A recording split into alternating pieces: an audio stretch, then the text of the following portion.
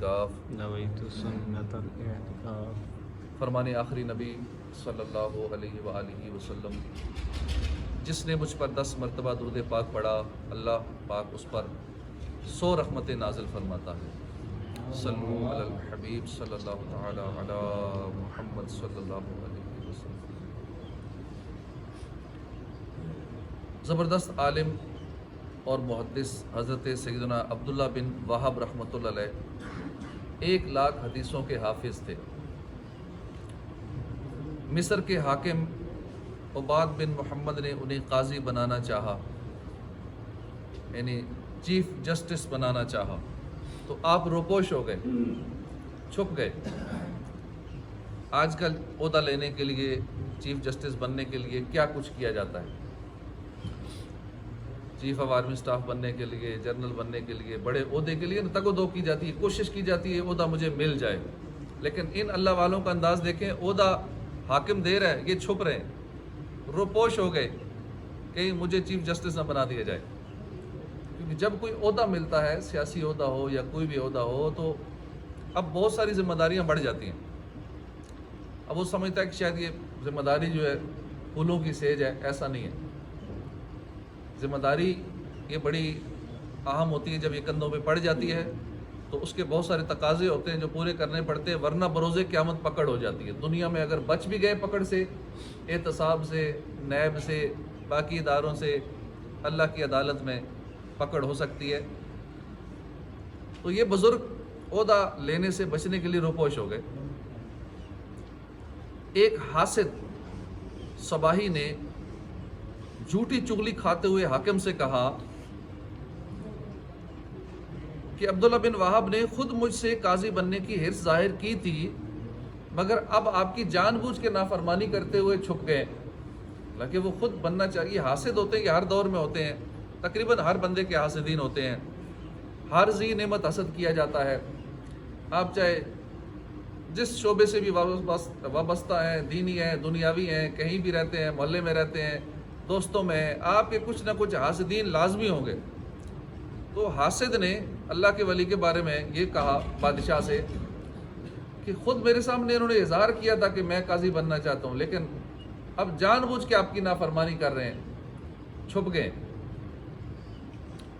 حاکم نے غصے میں آ کر آپ کے مکان کو گرا دیا، تہس نہس کر دیا، منہدم کر دیا۔ سیدنا عبداللہ بن وہب نے جلال میں آ کر بارگاہ رب ذوالجلال میں عرض کر دی، یا الہی صباحی کو اندھا کر دے، یعنی جس حاسد نے چغلی کھائی تھی حاکم کو، یا اللہ صباحی کو اندھا کر دے۔ 8 دن کے اندر وہ صباحی اندھا ہو گیا۔ سیدنا عبداللہ بن وہب پر خوف خدا کا غلبہ رہتا تھا۔ ایک بار ذکر قیامت سن کر دہشت طاری ہو گئی، بے ہوش ہو گئے۔ ہوش میں آنے کے بعد چند دن زندہ رہے، اس کے بعد ان کا انتقال ہو۔ اللہ پاک کہ ان پر رحمت ہو، ان کے صدقے ہماری بے حساب مغفرت ہو۔ اولیاء کا جو کوئی ہو بے ادب، نازل اس پہ ہوتا ہے قہر و غضب۔ یا رب مصطفیٰ ہمیں اپنے پیارے حبیب شاہ خیر الانام صلی اللہ علیہ وسلم، صحابہ کرام، اولیاء اعظام کا سچا ادب نصیب فرما، ان کی بے ادبی اور ان کے بے ادبوں کے شر سے محفوظ فرما، اور اپنے پیارے حبیب کا سچا دیوانہ بنا۔ یا رب میں تیرے خوف سے روتا رہوں ہر دم، دیوانہ شہنشاہ مدینہ کا بنا دے۔ صلو علی الحبیب صلی اللہ تعالی علی محمد۔ کسی ولی اللہ کا بعد وفات خواب میں رہنمائی کرنا یہ کوئی عجیب بات نہیں ہے۔ اللہ کے نیک بندے باتائے رب العلا بہت کچھ عطا کر سکتے ہیں۔ چنانچہ خواجہ امیر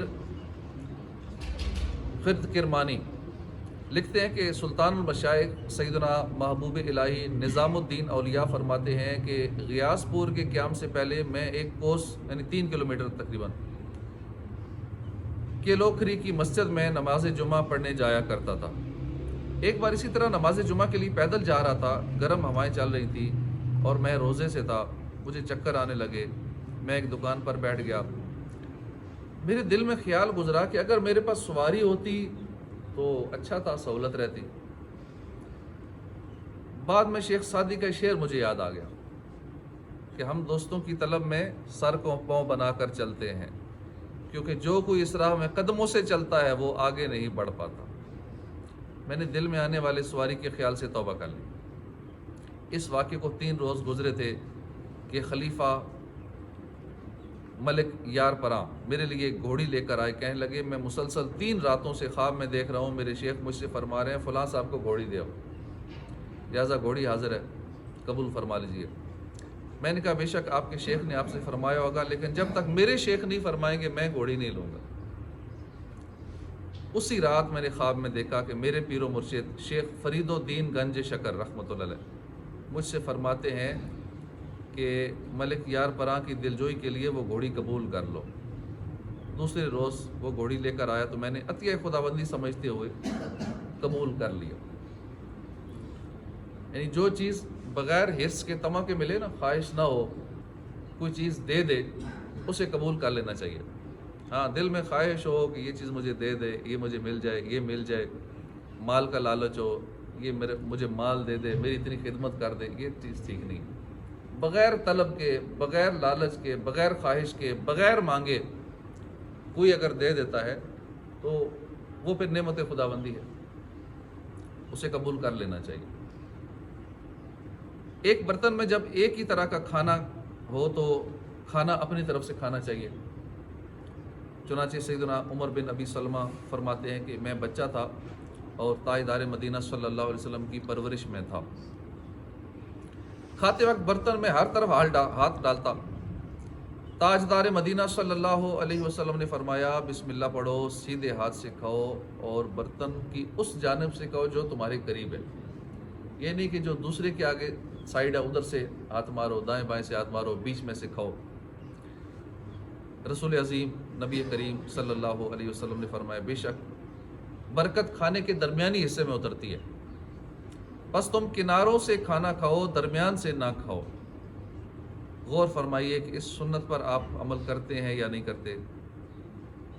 کئی بار دیکھا گیا کہ لوگ اس سنت پر عمل کرنے سے محروم ہیں۔ جس کو دیکھو بیچ میں سے ہاتھ لگا کے کھا رہا ہوتا ہے، چاہے سالن ہو، چاہے چاول ہو، کوئی بھی کھانا ہو۔ نہ جانے کیوں، کہیں ایسا تو نہیں کہ شیطان پکڑ کے ہاتھ کو بیچ میں ہی لے جاتا ہو کہ ادھر سے ہی کھاؤ کیوں یہاں برکت اترتی، برکت نہ رہے۔ اور اس بات کی شیطان کوشش میں لگا رہتا ہے کہ مسلمان برائیوں سے محروم رہے۔ مفتی احمد یار خان فرماتے ہیں کھانے کے برتن کے بیچ میں اللہ کی رحمت نازل ہوتی ہے۔ بیچ سے کھانا حرص کی علامت ہے، حریص اللہ کی رحمت سے محروم ہے۔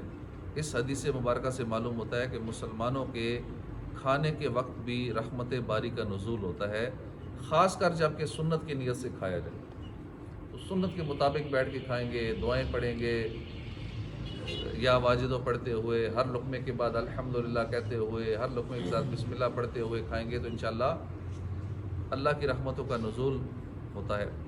سیدنا عبداللہ ابن عمر سے روایت ہے نبیوں کے سلطان صلی اللہ علیہ وسلم کا فرمان برکت نشان ہے جب دسترخوان لگے تو ہر شخص اپنے قریب سے کھائے، اپنے ساتھ کھانے والوں کے آگے سے نہ کھائے، رکابی کے درمیان سے نہ کھائے، کیونکہ برکت اسی طرف سے آتی ہے۔ اور کوئی بھی دسترخوان اٹھائے جانے سے پہلے نہ اٹھے، نہ اپنا ہاتھ روکے جب تک سب لوگ اپنا ہاتھ نہ روک لیں۔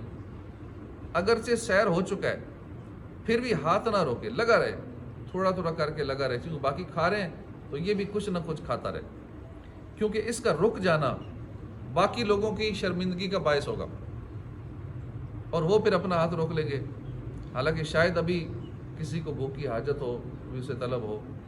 تو اس لیے جب سارے مل کے کھا رہے ہوں تو پھر کوشش کریں پہلے نہ اٹھیں، سارے اطمینان سے کھا لیں، ایک ہی بار اٹھیں۔ مفتی احمد یار خان فرماتے ہیں برتن کے کناروں سے اپنے آگے سے کھاؤ، بیچ میں سے مت کھاؤ کہ برتن کے بیچ میں برکت اترتی ہے اور بیچ میں سے پھر کناروں تک جاتی ہے۔ اگر تم نے بیچ میں سے کھانا شروع کر دیا تو کہیں ایسا نہ ہو کہ وہاں برکت آنا بند ہو جائے۔ غرض ہے کہ برکت اترنے کی جگہ اور ہے، برکت لینے کی جگہ اور ہے۔ برکت بیچ میں اترتی ہے، لینی ہوتی ہے سائیڈوں سے، بیچ میں سے نہیں لینی ہوتی، بیچ میں سے پھر ختم ہو جاتی ہے۔ اس حدیث پاک میں کھانے کی 5 سنتیں بیان کی گئی۔ اپنے آگے سے کھائے، کوئی ساتھ کھا رہا ہے تو اس کے آگے سے نہ کھائے، رکابی کے درمیان سے نہ کھائے، پہلے دسترخوان اٹھایا جائے اس کے بعد کھانے والے اٹھیں۔ آج کل الٹ ہوتا ہے، پہلے کھانے والے اٹھتے ہیں پھر دسترخوان اٹھایا جاتا ہے۔ تو آج کے بعد نیت کر لیں کہ پہلے دسترخوان کو اٹھنے دیں گے پھر ہم خود اٹھیں گے۔ آج سے افطاری میں یہی نیت کر لیں، پہلے دسترخوان اٹھائیں گے، کیونکہ روزانہ پہلے اٹھتے ہیں پھر دسترخوان بعد میں اٹھتا ہے۔ یہ الٹ کرتے ہیں، مسجد میں رہ کے بھی سنتوں پہ عمل نہیں کریں گے تو گھر جا کے بھی یہی عادت رہے گی۔ تو انشاءاللہ آئندہ اسی طرح کریں گے، پہلے دسترخوان اٹھوائیں گے پھر ہم خود اٹھیں گے۔ دوسرے بھی کھانے میں شامل ہوں تو اس وقت تک ہاتھ نہ روکے جب تک سارے فارغ نہ ہو جائیں۔ افسوس کہ کھانے کی بیان کردہ ان سنتوں پر عمل کرنے والے اب نظر ہی نہیں آتے۔ سنتیں سیکھنے، عوام الناس کی موجودگی میں سنتوں پر عمل کی جھجک اڑانے کے لیے دعوت اسلامی کے مدنی قافلوں میں سفر کرتے رہیے۔ قافلوں میں سفر کی بہت بہاریں ہیں۔ ایک اسلامی بھائی کا بیان ہے کہ مجھے ڈراؤنے خواب آتے تھے، میں نے قافلے میں 30 دن کے لیے سفر کیا، اس کی برکت سے ڈراؤنے خواب آنے بند ہو۔ اب خوابوں میں اپنے آپ کو نماز میں مشغول پاتا ہوں، کبھی تلاوت کر رہا ہوتا ہوں، کبھی مدینے کی زیارت کر رہا ہوں۔ کئیوں کو خوابوں کا مسئلہ ہوتا ہے، بہت خواب آتے ہیں، تو ٹھیک ہے برے خواب نہیں تو اچھے خواب آنا شروع ہو جائیں گے۔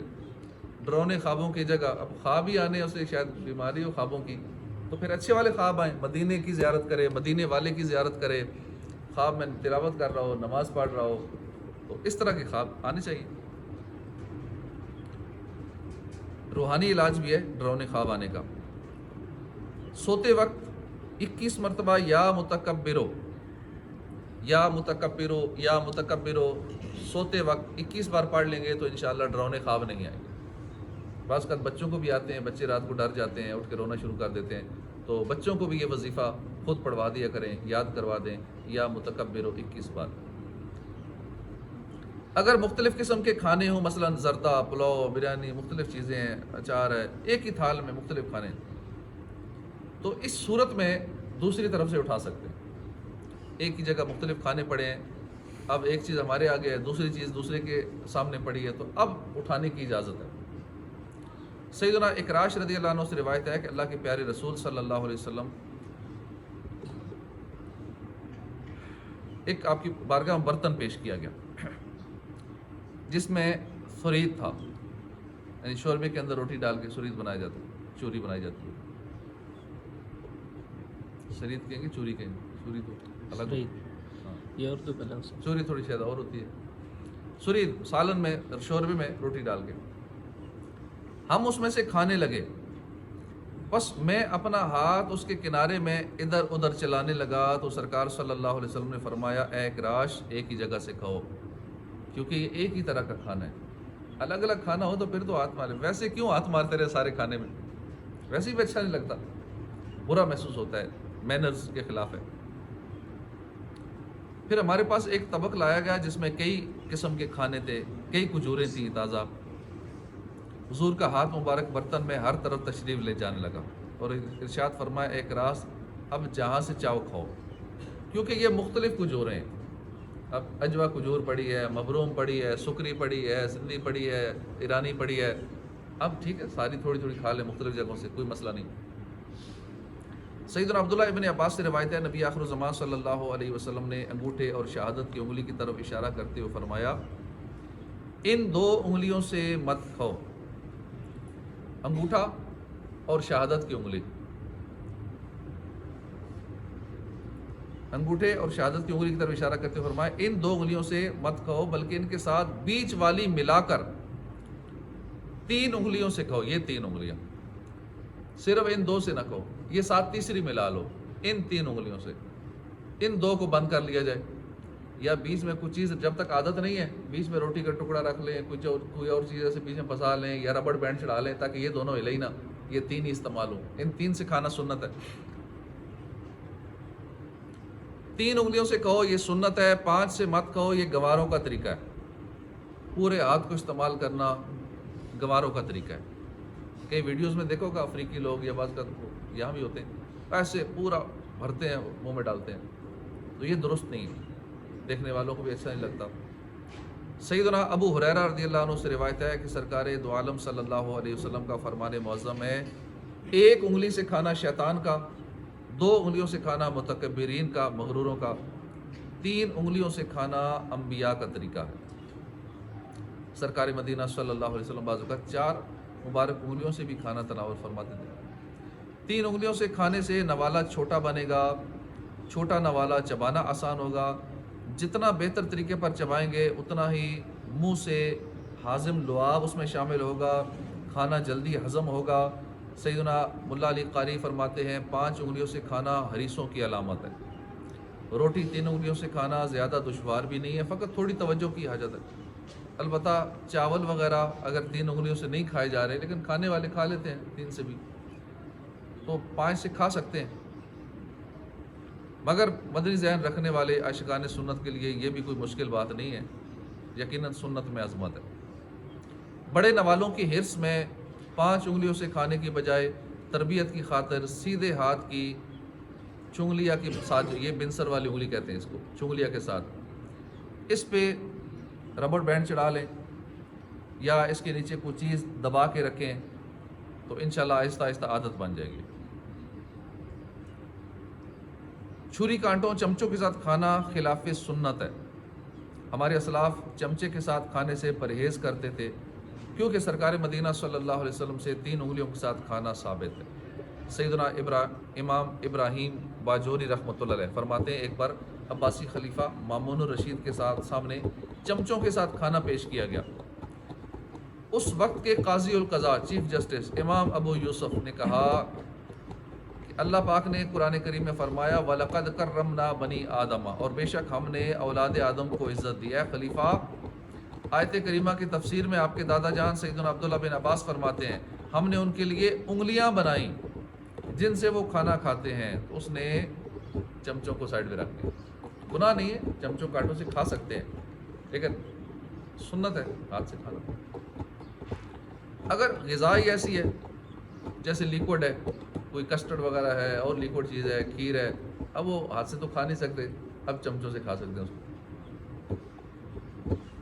یا ہاتھ میں زخم ہے یا ہاتھ میلے ہیں، دھونے کے لیے پانی نہیں ہے، تو پھر ضرور چمچے کی جا سکتی ہے۔ اسی طرح گوشت کا پکا ہوا بڑا ٹکڑا ہے یا ران وغیرہ ہے، اب چھری سے اسے کاٹنے کی ضرورت ہے تو اب کاٹ سکتے ہیں۔ جیسے عرب ممالک میں دیکھا ہوگا آپ نے پورا اونٹ روسٹ پڑا ہوتا ہے، اب وہ کاٹ کے کھاتے ہیں۔ پورا بکرا پڑا ہوتا ہے، بریانی ہوتی ہے اس کے اوپر پورا بکرا پڑا ہوتا ہے، وہ کاٹ کے کھاتے ہیں۔ اس طرح کاٹنے کی حاجت ہے پھر کاٹ سکتے ہیں۔ ڈاکٹروں نے اعتراف کیا کہ جو لوگ ہاتھ سے کھاتے ہیں ان کی انگلیوں سے خاص قسم کی رطوبت نکلتی ہے، ہاضم رطوبت نکلتی ہے اور کھانے میں شامل ہوتی ہے، جو جسم میں انسولین کم نہیں ہونے دیتی۔ شوگر کے مریضوں کو فائدہ ہوتا ہے۔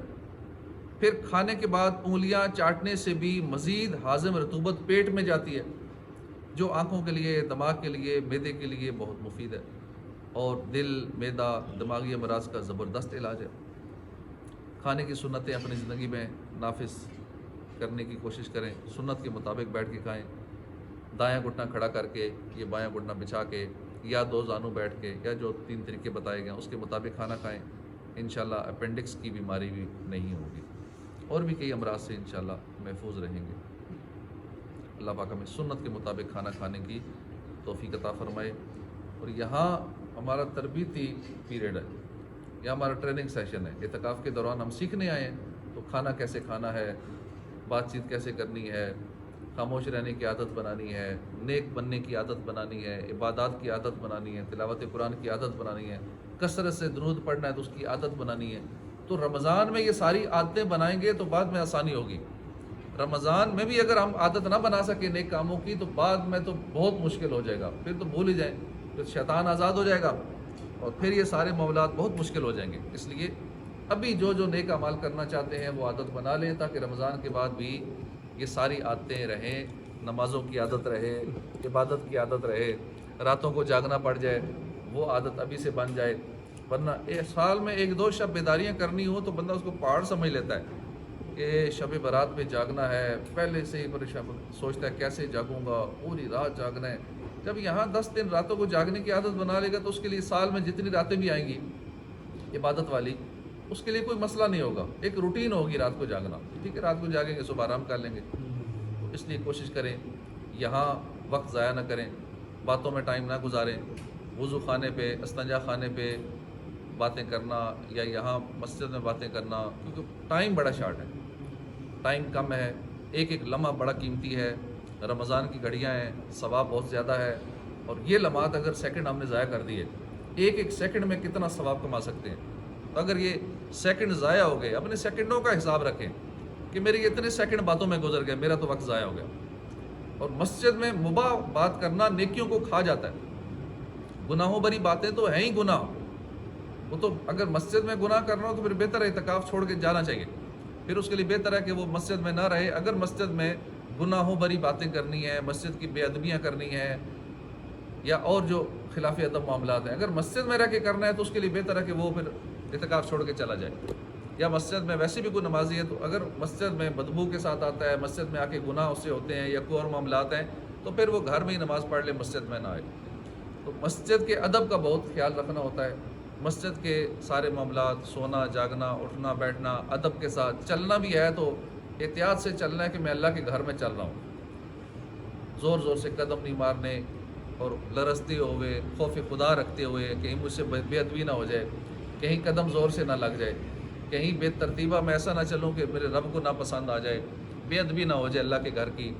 تو اس ساری چیزوں کا خیال رکھتے ہوئے پھر مسجد میں ہیں تو کوشش کریں جتنا ہو سکے صفائی کی سعادت حاصل کر لیں۔ مسجد کی صفائی کی فضیلت ایک پوری کتاب یہاں پڑھی ہے، اس میں آپ پڑھیے کہ کتنی روایتیں ہیں کہ مسجد کی جو صفائی کرتا ہے اس کی دل کی صفائی ہو جاتی ہے، دل کا زنگ بھی دور ہو جاتا ہے، اور جس کی شادی نہیں ہو رہی وہ مسجد کی صفائی کریں، چلو اس کی شادی ہو جائے گی، اور بہت سارے معاملات حاجات پوری ہو جاتی ہیں۔ مسجد کی صفائی کے بڑے فائدے ہیں، تو ثواب تو ملتا ہی ہے، اس لیے کوشش کریں صفائی بھی اس وقت کریں جب ہلکے ڈسٹرب نہ ہو، یعنی تقریباً کوشش کریں 11:15 بجے، اب 11:30 11:15 اٹھنے کا ٹائم ہے، تو اس ٹائم جن کی ذمہ داری ہے، نہیں بھی ذمہ داری تو باقی بھی جو ثواب کمانا چاہے اجازت ہے سب کو، لیکن خاص کر جن کی روزانہ کی ذمہ داری ہے وہ کوشش کریں 11:15 سے 12:15 تک صفائی کر لیں، پھر ہلکے شروع ہو جائیں گے، پھر تقریباً 1 بجے وقفہ ہوگا انفرادی عبادت کا، تو 1 سے لے کر پھر آگے جتنا ٹائم مل جائے اس میں مزید جو صفائی رہ گئی ہے وہ کر لیں۔ اسی طرح عصر کے بعد جب دسترخوان لگاتے ہیں، افطاری وغیرہ لگاتے ہیں، تو اس سے پہلے باہر کی صفائی تاکہ مٹی وغیرہ سے پاؤں سے مٹی لگتی ہے، پھر اندر آتے ہیں قالین گردی کرتے ہیں تو باہر کی صفائی کر لیں، دسترخوان وغیرہ جو بچھائیں، احتیاط سے اٹھائیں، کوئی چیز نیچے نہ گرے ورنہ مکھیاں اکٹھی ہوں گی، گندگی ہوگی۔ تو اسی طرح مغرب اور عشاء کے درمیان کافی ٹائم ہوتا ہے، کھانا وغیرہ کھانے کے بعد پھر ٹائم مل جاتا ہے، اس میں اگر کوئی صفائی کا پھر موقع مل جاتا ہے تو وہ اس ٹائم ہی کر لی جائے۔ تراویح کے بعد اگر پھر کوئی موقع ملتا ہے، کوئی رہ گئی ہے کوئی صفائی اوپر نیچے دائیں بائیں وضو خانے کی، تو ٹھیک اس ٹائم کر لی جائے۔ کل بھی میں نے دیکھا ایک نوجوان آپ میں سے ماشاءاللہ اکیلے لگا ہوا تھا، سارے وضو خانے استنجا خانے اس نے صاف چمکا دیے۔ تو یہ جذبہ ہوتا ہے، اپنا اپنا شوق ہوتا ہے، ثواب کمانے کی حرص ہوتی ہے کہ چلو سارے سو رہے ہیں میں اکیلے ثواب کما لوں۔ تو ایسے ہوتے ہیں اللہ والے۔ امام غزالی جیسے لوگ، بڑی بڑی ہستیاں، یہ مساجد کی صفائی کرتے تھے۔ اللہ والوں کے بڑے بڑے واقعات ملتے ہیں کہ مساجد کی صفائی کرتے تھے۔ امام غزالی ایک جگہ جب ان کو مشہوری ہوگی کہ امام غزالی ہیں، آپ وہ شہر چھوڑ دیتے تھے، جب پتہ لگتا نا کہ یہ وہ شخصیت ہے، یہ بڑا نام تھا، تو وہ ایسی جگہ چلے جاتے تھے جہاں کوئی جانتا نہیں تھا۔ یہ اللہ والوں کا معمول تھا، یہ چھپ کے رہتے ہیں تاکہ لوگوں پہ ظاہر نہ ہو کہ میں کون ہوں۔ کسی اور علاقے میں چلے گئے، وہاں مسجد کی خدمت شروع کر دی، مسجد میں جھاڑو دینا، صفائی کرنا، استنجا خانے صاف کرنا۔ اس مسجد میں علماء کی میٹنگ تھی، کسی مسئلے پہ سارے علاقے کے علماء یا اس ملک کے علماء اکٹھے ہو گئے، کسی مسئلے پہ بحث کر رہے تھے، مسئلہ سمجھ نہیں آ رہا تھا۔ تو انہوں نے جب سنا کہ سارے علماء پریشان، ان سے مسئلہ نہیں حل ہو رہا، یہ تو امام غزالی تھے، اپنے وقت کتنی بڑی شخصیت، انہوں نے کہا حضور اگر حکم دیں تو میں کچھ عرض کر دوں۔ کہ اس خادم کو کیا پتہ ہوگا، مسجد صفائی کرنے والا، اس کو تھوڑے ہی مسئلہ، یہ تو بڑے بڑے مفتی نہیں کر پا رہے۔ آپ نے اس مسئلے کو ان کو حل بتا دیا۔ اب کو بعد میں شک ہوا کہ یہ کون ہے، پتہ چلا تو امام غزالی ہیں۔ آپ راتوں رات وہاں سے کہیں اور آگے چلے گئے۔ یہ اللہ والے ایسے ہوتے ہیں، یہ چھپ چھپ کے مساجد کی خدمت کرتے ہیں، مسجدوں میں جھاڑو دیتے ہیں، مسجدوں کے استنجا خانے صاف کرتے ہیں۔ کاش ہماری بھی عادت بن جائے، ہم جہاں بھی رہتے ہیں اپنے محلے کی مسجد میں کبھی چھپ چھپ کے ہم یہ معاملات کریں۔ اگر نہیں چلے چھپ کے کر سکتے تو سامنے کر دیں، کوئی حرج نہیں ہے، ایسا موقع نہیں ملتا۔ مساجد کی خدمت کرتے رہنا چاہیے، بہت بڑی سعادت کی بات ہے۔ اللہ پاک عمل کی توفیق عطا فرمائے۔